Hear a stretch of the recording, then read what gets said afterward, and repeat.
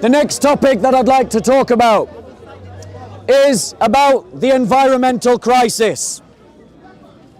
Now, this is a topic,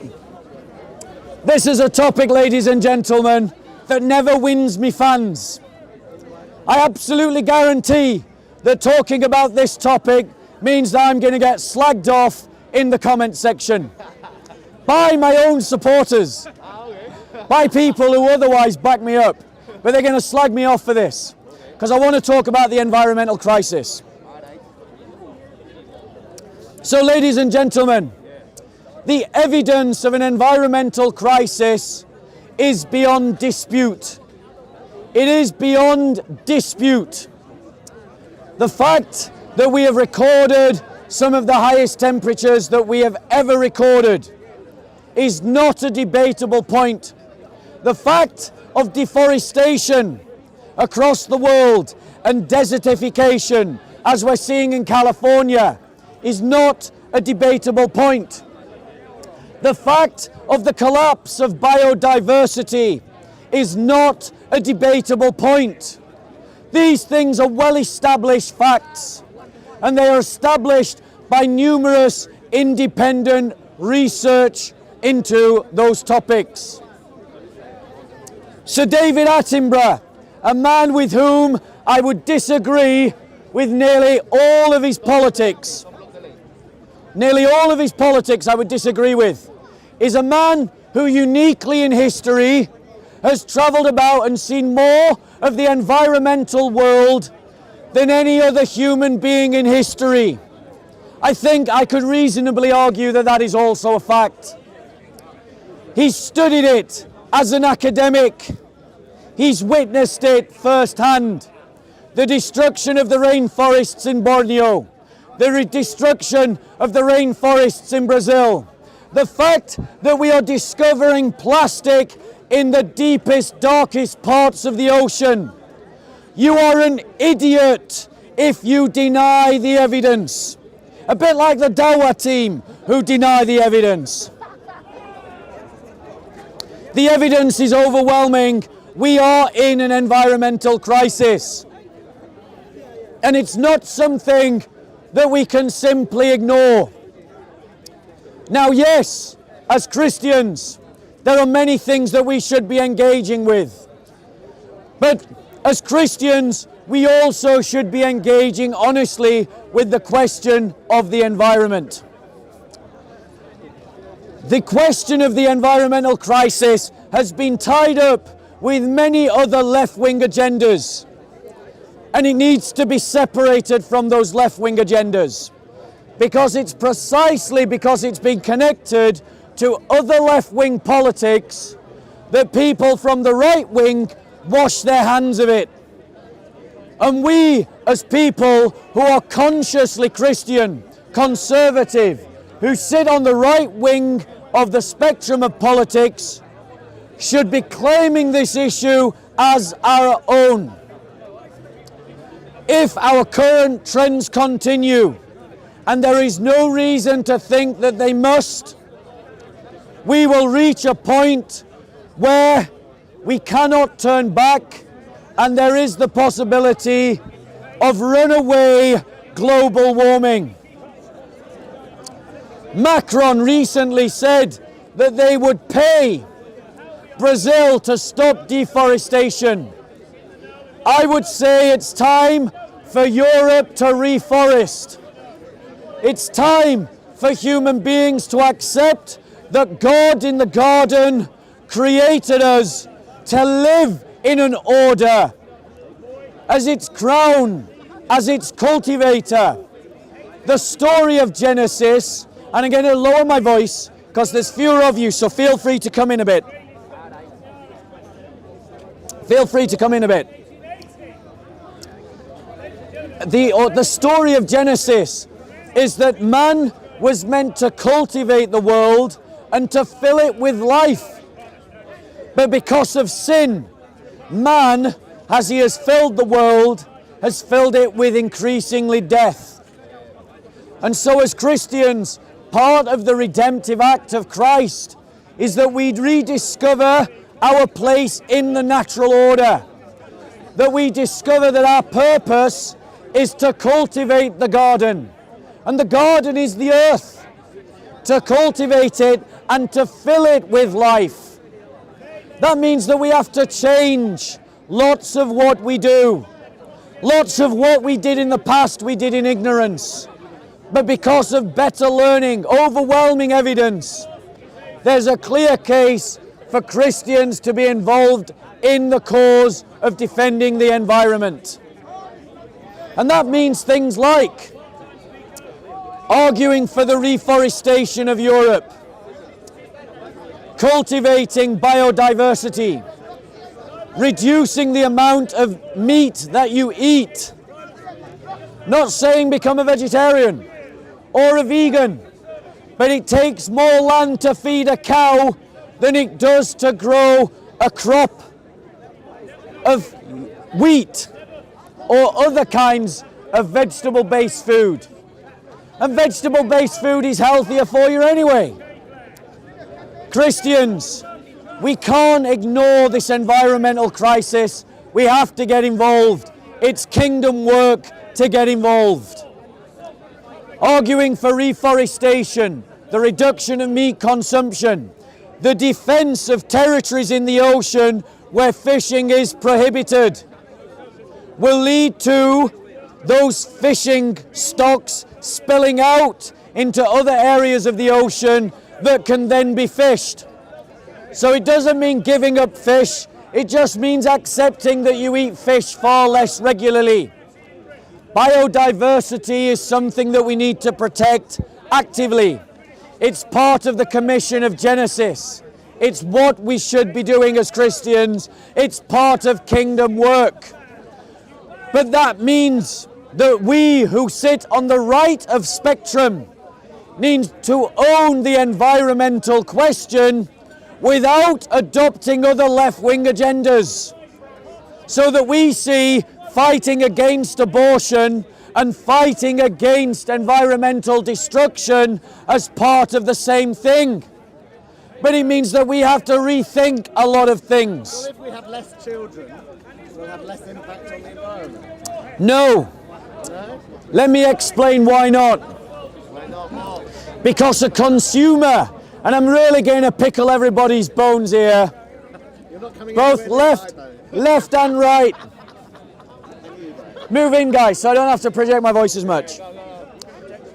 So, guys, so in terms of the environment, one consumer in the West consumes more than 7 or 8 Africans. One consumer in Europe consumes more in more in natural resources than a family of Africans. We should all live as Africans. What it means, ladies and gentlemen, is why is the left supporting uncensored, unfiltered immigration? By bringing in mass immigrants to the West, you're increasing the number of consumers in the West. And thus you are actually destroying the environment you want to protect. So they have an environmental argument against mass immigration. As long as they stay in Africa, they can breed as much as they want. No, well, one second. The next thing, we Christians, yes, I'm coming to you, Ro. I'm going one second. Let me finish addressing his point before I come to you. But it also means, Christians, that we have to discover in the West and around the world the art of dying, the art of accepting that your personal story is over, rather than clinging to life long past its meaning being gone. It is precisely because we have extended the barriers of life endlessly beyond its natural story that we have created a situation that demands more and more resources. Medicine and living older. Medicine, living older. We need to rediscover the art of dying. This is not... The art of dying younger. Yes, the art of dying younger. Do you want to die younger? One second. These questions are difficult and painful. But the environment crisis is going to force us to deal with them. And unless as Christians we speak into these questions from a Christian narrative, the abortionists and the euthanasianists are the only ones that are going to be offering an answer. We have to offer an answer to the question of global population that comes from Christian origins. The education of women around the world is essential to reducing human population without resorting to abortion and euthanasia.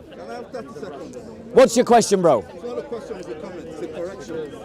First and foremost, the use or the balance of use of resources between Africa, let's even say a nation like Nigeria, and the United Kingdom is not 7 to 1. It's about 100 to 1. All you just have to do is look at the electricity consumption annually, about maybe 10 gigawatts, compared to the United Kingdom, even compared to London.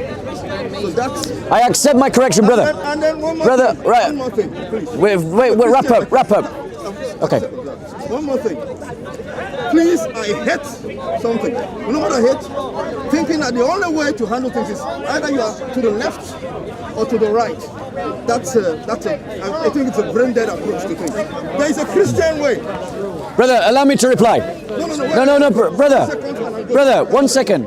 Okay, land, brother, because... There is a Christian way to handle resource management, to handle, like you said, environmental consumption of resources, to handle the distribution of finances and resources. That's the way we should do it. Okay, so I accept my correction. The brother has said that the average Londoner uses 100 times more resources than the average Nigerian. I accept the correction, but he emphasizes the point that I'm making, which is that if you agree with that, then you don't want to bring in more consumers into the West, because you're increasing the burden on the environment.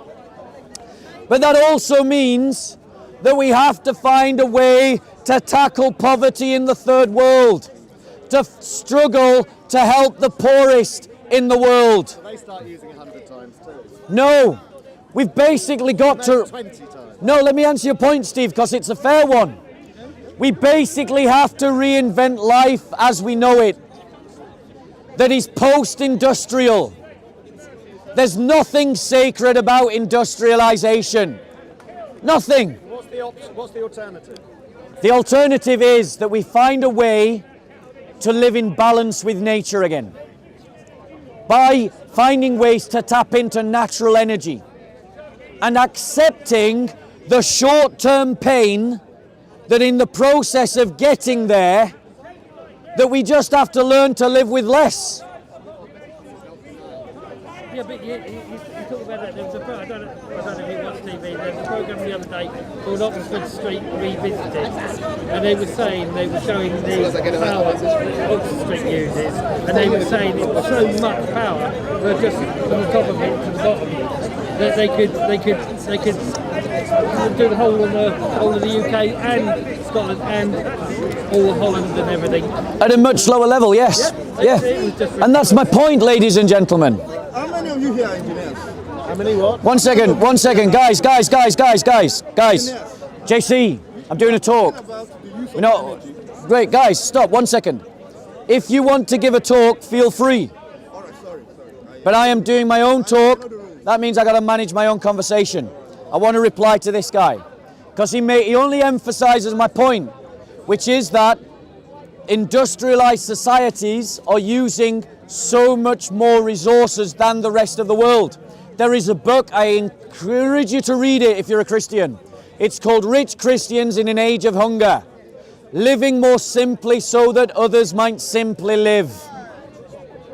It is kingdom work to protect the environment, because the story of Genesis is that man was placed on the earth to cultivate the garden and fill it with life. What we've done is we filled the earth with death. And rediscovering the Genesis story, as His Holiness, the Patriarch of Constantinople, has argued, is an essential part of living as a Christian. This is a tough conversation to have, but we either have it now or we have it when the permafrosts over Russia have defrosted and all the methane that is trapped there is released into the environment. We either have it now, or we have it when the fish stocks are collapsing across the world.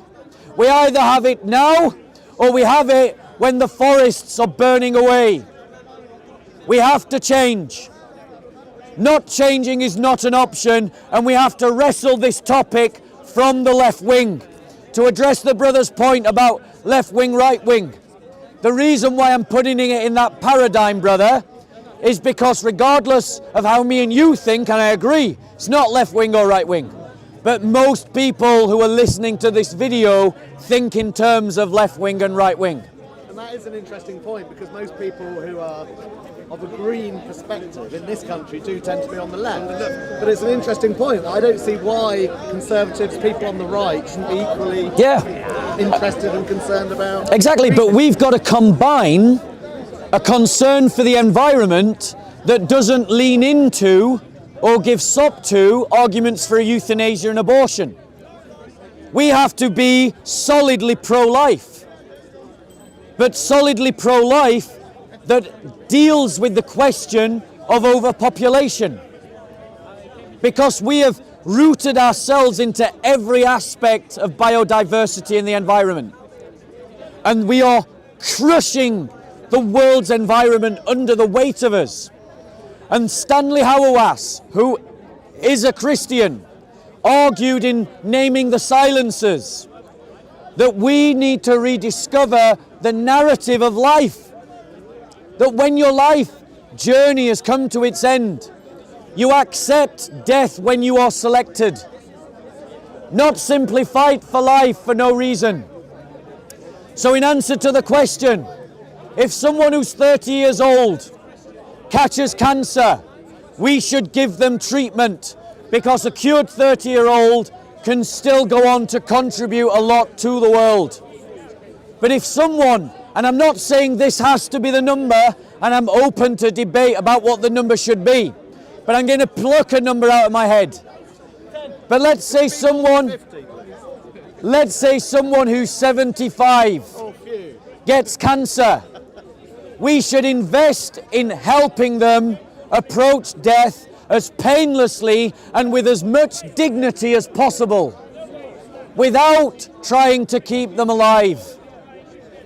And that means as Christians, we have to support the hospice movement and those that are giving dignity to those that are dying. Christianity is broader than left or right wing politics, and we Christians must not be frightened to speak into any topic from a Christian perspective, whether that means we land on the left, on the centre, on the right, on the extreme right, or on the extreme left of politics, so long as we are working our politics from a Christian narrative. Anyone else? Okay, thank you very much, guys, for playing by the rules. Whose rules? Your rules. Yes, my rules, my conversation. Can I ask you a question? Yes, sir. What is so wrong about Islam? It's not the topic I was talking about, but out of respect for you, Uncle, I will answer your question briefly, but I'm not entering into a debate because I want to go on to another topic. The question is, what's wrong with Islam? Here's what's wrong with Islam. Christianity teaches that as Christians, we should oppose injustice. Islam teaches injustice. So as Christians, we are mandated as disciples of Christ to fight injustice. Because Islam teaches injustice, we are commanded by our Lord to fight against Islam. Islam teaches injustice. That is what is wrong with Islam. I'll give you 3 examples. The value of the life of a Christian in law in Islam is worth half that of a Muslim. Muslims have practiced that legally for 1400 years. 2, the life of a Christian, if they leave Islam, is forfeit to the death. That's injustice. Christians cannot marry Muslim women, but Muslim men can marry Christian women. That's injustice. Islam teaches that you can own slaves and you can have sex with the slaves that you own, even if they don't want to have sex with you. That's injustice. I don't think that it is wrong to oppose that kind of ideology. If I stuck a label Nazism over that ideology, no one would have a problem with me opposing it. You only have a problem with me opposing it because the liberal do-gooder progressives have brainwashed you all into thinking you can't say anything bad about Islam because Islam is equal to Muslims, and that means you're some kind of prejudice against all Muslims. That's not true. We do not accept that confiscation, that conflagration of those two terms. That conflation, of those two terms. We Christians believe there is a distinction between the sinner and the sin. You can oppose the ideology while still loving the Muslim. And if there are Muslim militants determined to impose Islam, then you have to resist them. If there are Muslims practicing Islam in a harmless way, leave them be. So, going on to my next topic. No worries, Uncle, no worries.